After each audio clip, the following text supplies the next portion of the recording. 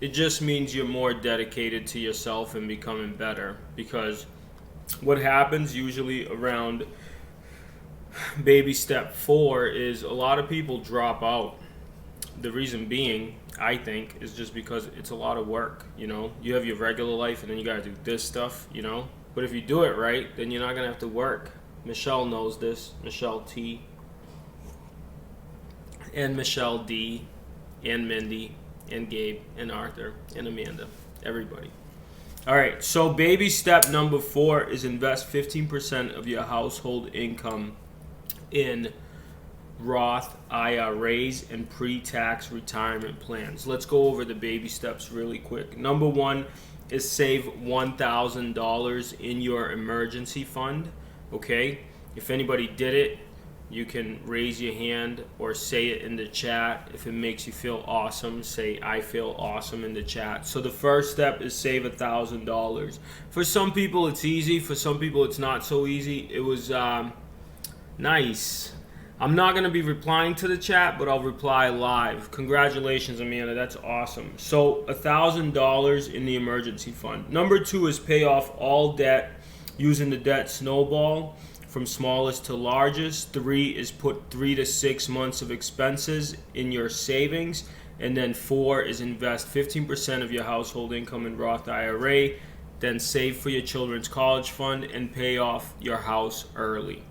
Those 3 steps, the invest 15% of your household income, save for your kids' college fund, and pay off the house early, are kind of like combined in one step, okay? It's huge. It sometimes takes a while. Sometimes that step alone could probably take you a little bit, okay, just to even do it right. So just remember that the first 3 to 6 months, and then after that, you got to start putting money away for your future and for your family's future.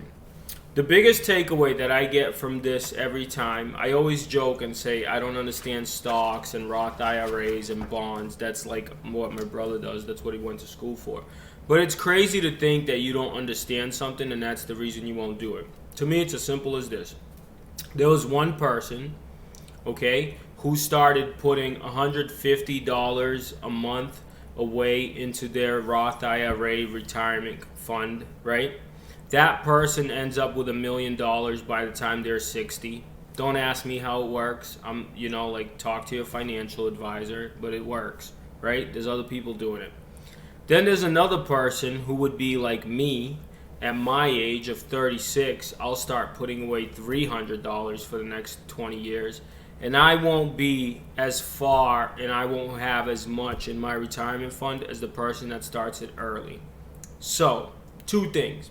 Number 1 is, if you didn't start it early, you might as well just start so you have a little something extra, right? It's another thing, okay?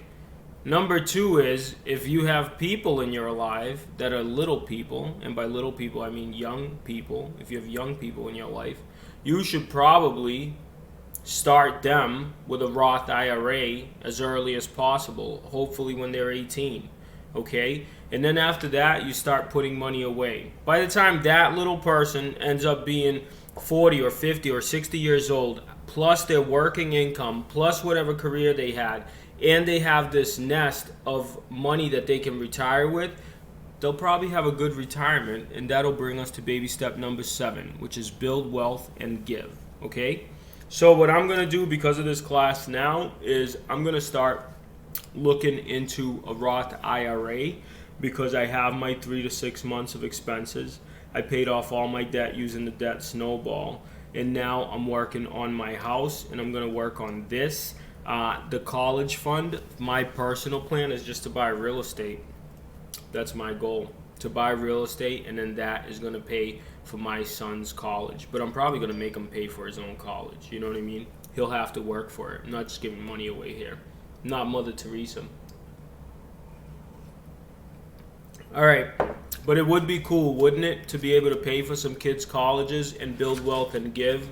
Imagine if you become super wealthy and then all of a sudden maybe, have you ever heard stories? My friend Dr. Ivan Meisner, who started BNI, was telling me that you know, his life went pretty well. The guy became really successful over time. He actually made a lot of his money through real estate, more money through real estate than through BNI. With that money, he was able to pay for a few of his grandkids' schools. He was able to pay for all of his kids. I think he has 3 kids, college, okay? And if you think about it, that's not cheap.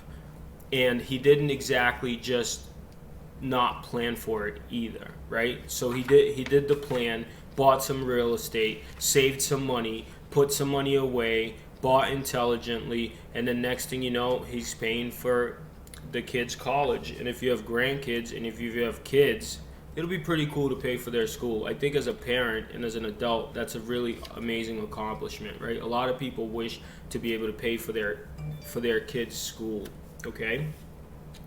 All right, does anybody have any questions?